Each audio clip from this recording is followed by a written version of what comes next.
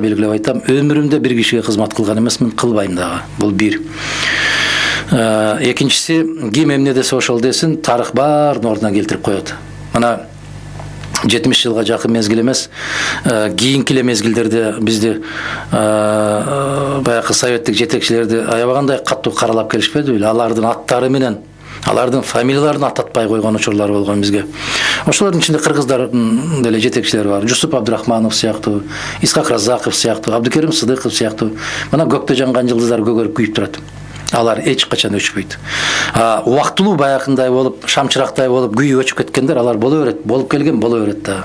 Союздун мезгилинде кече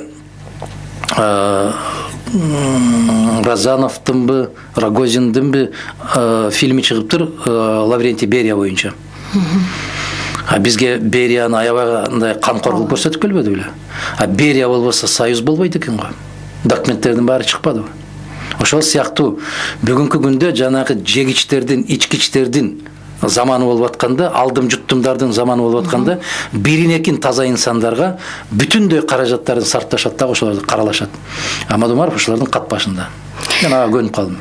Мына өзүңүз айткандай, ошол эле криминал, уурдоо, коррупция сиздин айныңыз душмандарыңыз экенин билебиз.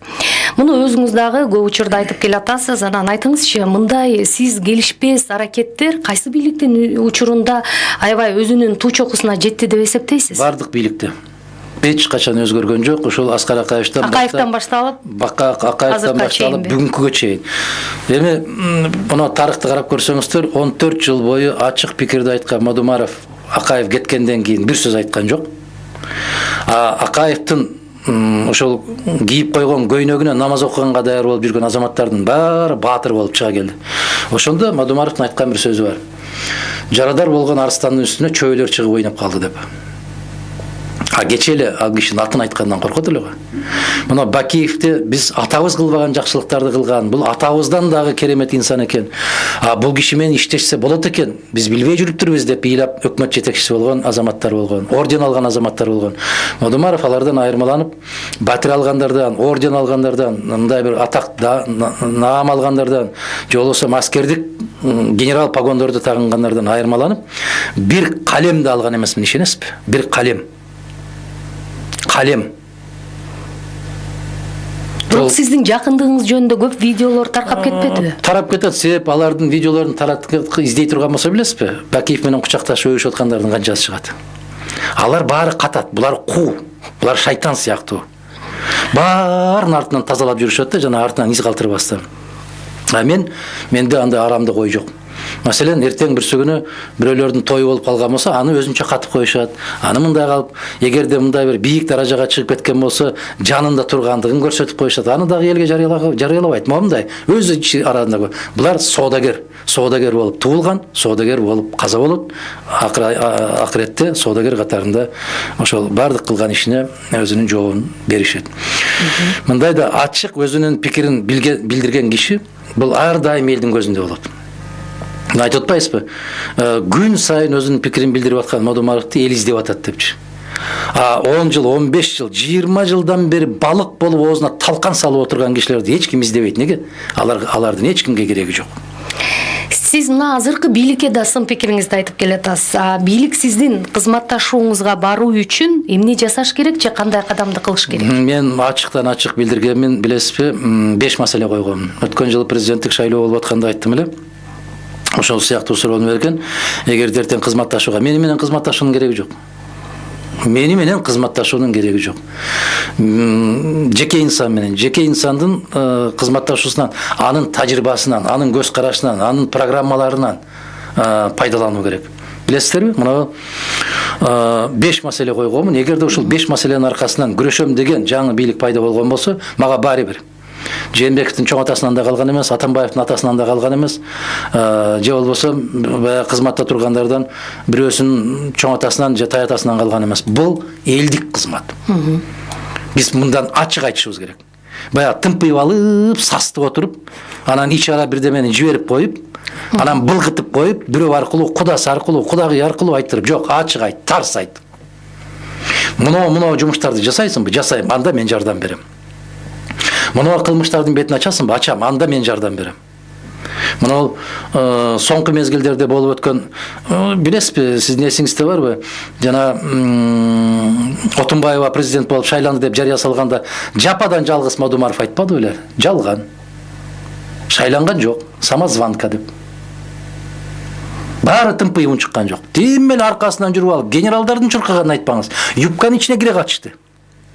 6 жыл өтүп, ал киши кеткенден кийин аянтка чакырып алып, тарс башка бир иши алып атат. Сен шайланган эмессиң, эл добуш берген эмес. Ошондо ким адилеттүүрөөк болуп атат? Ошондо да Мадумаров айтты. Мына биздин бүтүн Кыргызстан өткөн жерден парламентке киргизбей койгондагы Отунбаева. Мен мунун кабинетине кирип бетин айткам. Уун чыкпастан жер карап туруп берген. Кече төгөрөк столдо да айттым. Мойнуна алып отурат. Биз 2 жолу парламенттик шайлоодо өткөн партиябыз. Мына эми ошонун азабын тартышып атат. Кантип тартат? Эл аралай албайт. Мына ошондой кылган жашоон курусун. А парламентке кирбей калып, биз Кыргызстандын 4 бурчунун кайсы жерине барбайлы, көкүрөгүбүздү көтөрүп, башыбызды бийик кармап, ариетибизди, намысыбызды бекем кармап жүрүп атабыз. Чексиз шүгүрчүлүк келтирем жаратканга. Кыргызстандын кайсы жерине барбалы? Бардык жерден ушул кучактап чын көңүлү менен, көкүрөгү менен тосуп алат. Кеп кызматта эмес экен, кеп адамдын, инсандын өзүндө, инсандыгында. Ошондуктан убагында айтыш керек. Карындашым, убагында айтуу керек, ачуу, таттуу убагында айт, а кеткенден кийин жоңгой. Учурда Кыргызстандын саясий аренасында сиздин ролуңуз, ордуңуз кандай деп ойлойсуз? Маны мен бербейм, аны тарых берет. Мен баягы Кыргызстандан күчтүү, көрөгөч, азамат, принципиалдуу, туруктуу бир жигиттин келишини каалабагандар толтура Кыргызстандын ичинде. Кыргызмын деп жүрүп алып, кыргыз үчүн күйгөндөй болуп, азаматтар өтө чексиз кыргыз улутуна, мамлекетине, тамырына балта чаап аткандар ар кадам сайын чыгат. Айтып атпаймынбы, бүт бар алкын бузулганда, анан кошмо мамлекеттер деле кызыктар эмес. Алардын да каражаттары чыгарат. Аябай каражаттарды чыгарат да, ушул кыргыз көтөрүлүп кетпесин, бир азамат чыгып кетпесин, бир жорго чыкса, бутка чаап, туягын кишине мертинтип туралы деген саясат жүрөт. Кимдин колу менен жасайт? Биздин кыргыз журналисттердин, кыргыз саясатчылардын тилекке каршы, баягы жуугундукорлордун колу менен жасашат. Эмнеге? Аларды жек көрсөтүү, аларга жалган маалымат таратуу, анан карапайым эл өзүнчө караңгыда, маалымат жок деп атпайбы, деди деп уктук го. Анан жанакы жөн жерден тиги теректин башы кыймылдабаса керек, бир маселе болсо керек деп. Эбегейсиз чоң акчаларды сартпайт, себеп чечкиндүү кыргыз жигиттери менен азамат кыздарды алдыга сүйрөп чыгаргысы келбейт. Жалаң жанагы торпок сөрөйлөрдү чыгарат да. Алар эрксиз болуш керек, алар сабатсыз болуш керек, алар бир нерсени көрө билбеш керек. Момундай натыйжада карап көрүңүз, соңку 7-8 жылдын ичинде кыргыз мамлекетинен, кыргыз элинин деп айтсак болот, бизге бирөө төлөп бербейт. Биздин башыбыздагы карыз эбегейсиз чоң акчага айланды.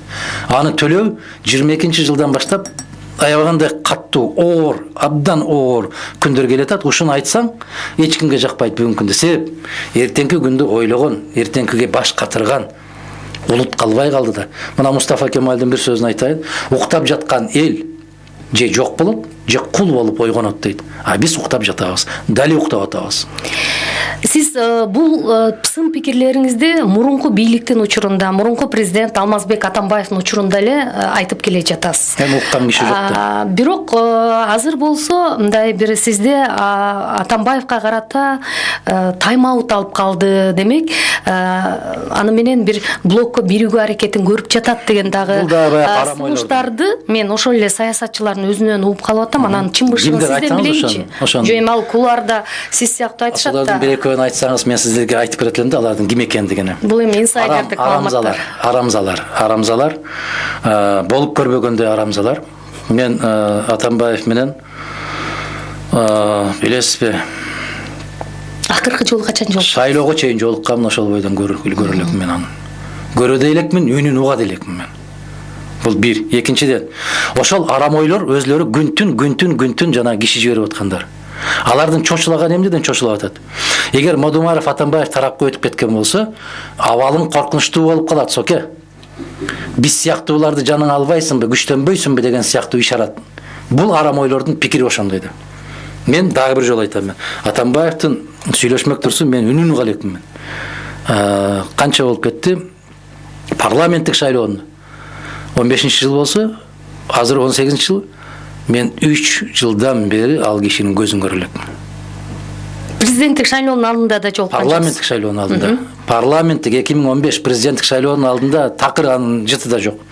Себеп досум Сокеден башка жарабайт деп эле кыйкырып туруп алгандан кантип киши жолугат аны менен. Бул бир жагы. Экинчи жагы, ал кеткенден кийин унчукпай койгонум менин өзүмдүн принцибим бар. Киши кызматта турганда айт. Баягы жоо кеткенден кийин кылычыңды bir жерге чап деген жаман сөз бар да, аны ташка чап деп коебуз, маданиятуураак кылып. Негизгиси башка жерге чап дейт. Кеткенден кийин ырылдап, арсылдап, үрүп, улуп аркасынан ыйлагандар толтура болот. Киши кеткенден кийин мен принцибим тийбейм. Кызматта турабы? Колунда күчүндө турган мезгилде мен каттуу айтам. Каттуу сын пикир. Ошондуктан жана Акаевка дагы, Бакиевке дагы, Отунбаевка дагы, Атамбаевка дагы, Отунбаевага дагы мен эч нерсе деп айтпайм. Себеп кезинде менчелик айткан кишини таап бергилечи. Алдыда 2020 жылы мына парламенттик шайлоо келип атат. Бул абдан курч мүнөздө өтөт деп аналитиктер баа берип атат. Мен эми азыр айта албайм ал тууралуу. Эгерде Атамбаев сиз менен бир блокко биргели, бир партиянын алдында баралы десе, сунушун кабыл алууга даяр белеңиз? Билесизби, мага андай сунуш бериш үчүн адамдын жүрөгүндө бир тал жолборстун кылы болуш керек. Мага андай сунуш бериш үчүн. Экинчиден, сунуш берген учурда менден суроо пайда болот.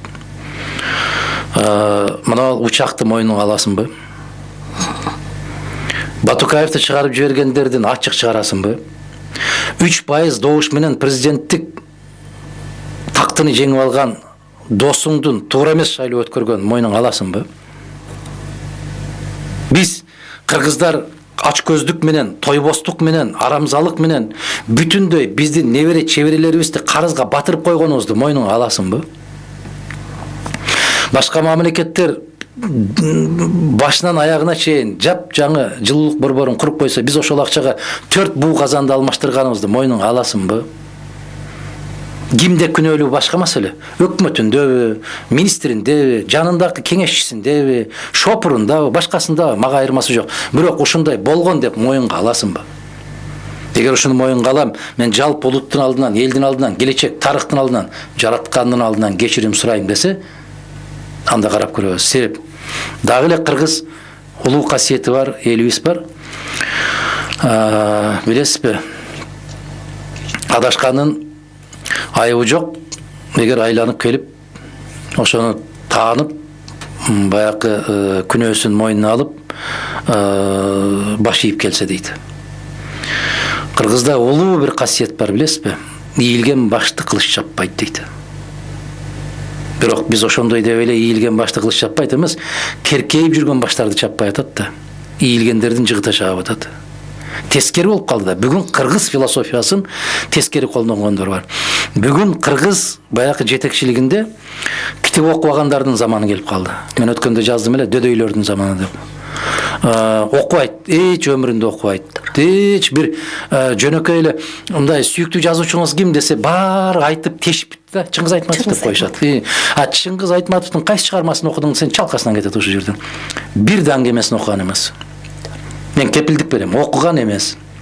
Себеп Айтматовдун бир аңгемесин окуган киши момундай болуп дөдүрөп сүйлөбөйт. Же болбосо жанакы эки сөздүн башын бириктире албастан, ойду тооду ар жактан чалпып келип сүйлөбөйт. Анан ошол жанакы өзүнүн жугундукорлоруна айтырып коет да, Мадумаровдун тили буудай кууруйт. Кууруп көр, куура албайсың. Себеп сен жүрөгүңдө бирдеме кайнаш керек тилге чыгыш үчүн.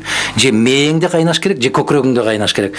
Сен эч нерсеге жараксыз болгон, эч нерсени билбеген дөдөй болсоң, анда сенден эч качан эч нерсе чыкпайт.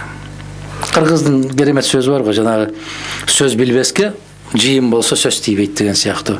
Буларга суроо берсең качышат, байкайсыңарбы? Сиздер кээде чакырасыздар го, келип жок. Ошо журналисттерди көргөндө, микрофонду көргөндө, баягы жаныбарлар жолборсту көргөндө кандай үрксө, ошондой үркүшөт да качышат. Булар тилин жутуп алган. Момоюп эле отуруп берсе, булардын жасаганы тек гана кара курсак үчүн. Булар келечек үчүн да иштебейт. Кара курсак. Атахан мырза, азыркы учурда бир топ эл өкүлдөрү Атамбаевдин кол тийбестигинен алабыз деген маселени кайрадан жандуу көтөрө баштады. Деги эле аны алуу керекпи жана эмнеге? Биринчиден, Кыргыз Республикасынын баш мыйзамы Конституцияда 2007 жылы баягы диктатура болуп калды деп тепкилеп аткан 2007 жылы референдум менен президенттин абсолюттук кол тийбестигин алып салганбыз биз. Мыйзамдын алдында баары бирдей, жараткандын алдында баары бирдей. Бирок мыйзамда Кыргыз Республикасынын президентинин баягы иш жөндөмү мындай бир ошол кишинин макамына ылайык мыйзамдын негизинде бул чаралар калып калган. Эгерде каалоо болсо, могул жактан көкүрөктөн чындап күйсө, Конституция түз иштөөгө милдеттүү. Аны саясатка айландырып, жанагындай көбүртүп, жабыртып, билесизби, эртең менен энелер казанга жаңы эле саалган сүттү куюп кайнатат го. Кайнатып атканда бир карасаң көбүрүп, ашып, басылат. Ашып анан төгүлүп баратпайбы? Төгүлүп. Ошону төгүлтө койбош үчүн эмне кылыш керек? Баягы бир чөгүм менен сапырып туруш керек. Сапырып эмне кыла койсо, же болбосо кичине туз таштай койсо, көтөрүлбөй калат. Көбүрүп жабырган буларга керек болуп атат. Азыркылар каттуу иштеп атат. Ой азамат. Биздин элге көп нерсенин кереги жок да. Ушундай маселе көтөрүп койсо, кышты кандай кыштайбыз деген маселе болбойт. Эртең мына карыздарды төлөй турган мезгил келатат. Азыр мектептерде математика, кыргыз тил, адабият сабагын, физика сабагын кескин түрдө кыскартышып, булар арамза жол менен мугалимдердин баарын кызматтан бошотуп атат. Кечээ азаматтар кыйкырбады беле, эгер мен шайланып калсам, мен жеңишке жетишсем, айлыгыңарды 2 эсе көтөрөм. Бирок мугалимдерге аз. Пейилине жараша да. Ошолор чуркады да, 500 сомдон 2000 сомдон алып алып чуркашты. Бүт баягы сандардын баарын оңдоп жазган ошол мугалимдер. Эмне болду? Өзүң кылган иш өз башыңа муш деген болуп атат. Мына ушундай арамза жол менен келген бийлик болуп калды тилекке каршы. Сиздин сурооңуздун түбүн түшүнүп турам мен. Азыр жарыя кылды деп атпайсыңарбы? Экстер деп баштабадыңыздарбы? Ошол парламент жетекчилерин, өкмөт жетекчилерин баарын жыйнап, маданият өкүлдөрүн жыйнап, жыйын өткөрөм дегендей кылып атат, дегендей бир сөздөр болуп атат. Жыйын өткөрүш максат болбош керек. Ошол жерде эгерде бизде кыргыз интеллигенциясы барбы деген суроо берилсе, мен айтар элем да, кыргыз интеллигенциясы жок бүгүнкү күндө, үнү чыкпайт. Мүмкүн үйдө жаткандыр. Себеп мына биздин тарых музейи, көзгө басар тарых музейибизде не деген көз боемочулук болуп кетти. Граниттер жок болду, мраморлор жок болду, жеңил арзан нерселерге алмаштырып кетти дегендей сөздөр болуп атат. Бир академиктин үнүн уккан жокмун. Же улуттук илимдер академиясы бир үн каткан жок, же жазуучулар кошуну үн каткан жок, же сүрөтчүлөр кошуну үн каткан жок. Тынч да. Жым-жырт, саз, баткак. Коом барбы? Бул коом тирүүбү? Же бая Мустафа Кемал айткандай уктап аткан коом. Эртең кантип ойгонобуз? Биз ким болобуз? Тып-тынч, жым-жырттык, Кудай урган бир аябай кандай бир жаман жагдайда азыр. Бирок ошол жым-жырттыктын аркасында бир каттуу бирдеме келаткан сыяктуу. Бирдемени дүүртүү кылып турган сыяктуу. Эмненин дүүртү ал? Оодарып түшчү бир кандайдыр бир кара күчтүн дүүртү келип угулат. Билесиздер, могул кайдыгерликтин тып-тынч калып калганда бул абдан жаман. Жаратылышта дагы билесиздерби, аябай күн ысык болуп, үп болуп, жел жүрбөй калган мезгилде эртеси күнү ушундай чагылган менен жаан жүрөт. Бүгүнкү күндө коомчулукта да ушундай. Себеп бул тынчтыктын аркасында, бул жымжырттыктын аркасында кандайдыр бир муну кимдер десем бир акындар гана сиз алчу бир дүбүрт бар да. Бул дүбүрт эмне биздин стабилдүүлүккө шек келтире турганбы? Сөзсүз түрдө шек келтире турган. Бул ичтен чыгабы, сырттан чыгабы, билбейм кандай. Биз дайыма сырткы күчтөр өтө кооптуу деп келебиз. Андай күчтөр сырттабы же иштеби анда? Биздин коркунучубуз дайым ичте болуп келген. Себеп эгерде ичтеги баягы арамзалар, ичтеги арам ойлор ушундай бир болбосо, сырткы күч бизге таасир тийгизе албайт. Бизде дайым иштен чыгат. Себеп казактын көчөн бир жетекчилеринин бири болгон Динмухамед Ахмедович Коноев айтканда, кыргызды тарыхта эч ким ала албаган. Кыргызды ала турган жалгыз кыргыздын өзү. Ай бабырлар, кырылып 40-ка бөлүнүп жатыпсыңдар, качан куясыңдар деп. Мына ушул сыяктуу бүгүнкү күндө туугандарымды албайм, досторумду албайм деген бийлик аябай катуу туугандашып атпайбы? Мына ушуга нааразычылык дүбүртү келатат. Азыр сиздин оюңузду улай эле сурагым келип атат. Атамбаевдин аракети, бийликке келүү максаты кандай болушу мүмкүн? Дегеним, өзүм теңдүүлөрдү өзүм менен кошо келген саясатчылардын баарын өзүм менен кошо алып кетем деди эле, бирок ал саясаттан алыс болбой тургандыгын дагы кетеринде жашырганы жок. Демек, кийинки парламенттик шайлоого мындай күчтүү белсенип киришеби же ага потенциалы түгөндөбү? Билесизби, бизде бийликте турбагандан кийин мен ошол шайлоо жолу менен келип алам деген сөз бул жомок. Бул жомок. Келе албайт демек. Атамбаев өзү мыкты билет. Эки шайлоо өткөрдү, эки шайлоодо тең кандай жолдор менен жеңиштик камсыз кылганын аябай жакшы билет. Ошон үчүн жана БШКнын кээ бир азаматтарына орден тагып, ыраазычылык билдирип, рахматын айтып келатат да. Ачык айтуу керек. Атамбаевга бүгүнкү күндө душман эмесмин мен, бирок ачык айтайын. Баягы СДПК ушунча пайыз добуш алды деген баары жалган, жомок. Бүгүнкү күндө досунун жеңип келгени деле мындай бир өтө күмөн жаратат. Эртең бүрсү күнү болбойбу? Бул киши ачыктан ачык айтып келген киши, дайым тарыхта калып калсам деген бир ою бар. Ошондуктан эрте кечпи ушул шайлоонун кандай өткөндүгү боюнча ал киши өзүнүн ачык аныктамасын айтат го деген үмүтүм бар. Айтып, мына кеткен президенттер кечирим сурабады эле, мен ушундай бир туура эмес иш жасап койгондугум үчүн жараткандын алдында, элдин алдында кечирим сурайм деп чыгып айтар деген үмүтүм бар. Эрте кечпи баары бир ар кандай жасаган ишибизге ким болбосун баарыбыз кечирим сурашыбыз керек. Парламентке келүү мүмкүнчүлүгү канчалык? Мүмкүнчүлүгү жок болсо себеп шайлоодо азыр эми БШК алмашат. Баягы аябай каттуу кызмат көрсөткөн айымдарды кетет. Анан башка кызмат көрсөтүүгө даярмын деген азаматтар тизилип турат да, ишарат берип атпайбы? Жардам беришибиз керек, көмөк беришибиз керек. Бардыгыбыз биргелешип тартышыбыз керек бул жүктү деп ар жактан бул жактан үн чыгып атат. Ал үндөр бекер чыгып аткан жок. Бир жер бошоп калса мен бармын деген үндөр деп билишибиз керек да. Бул арамза ойлор, бирок ошону менен колдонушат кээ бир азаматтар. Атакай мырза, саясаттын айдыңызда сиз мындай жаш, амбициялуу кезиңизде келдиңиз, башкача айтканда 30 жашыңызда жогорку кеңештин депутаты болдуңуз. Ал учурда бул аябай эле чоң көрсөткүч катары бааланчу эле да.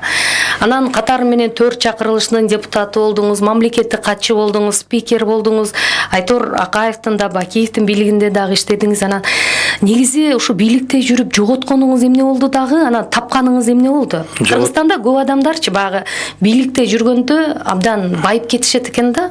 Бул мындай аябай мүнөздүү көрүнүш. Туура айттыңыз.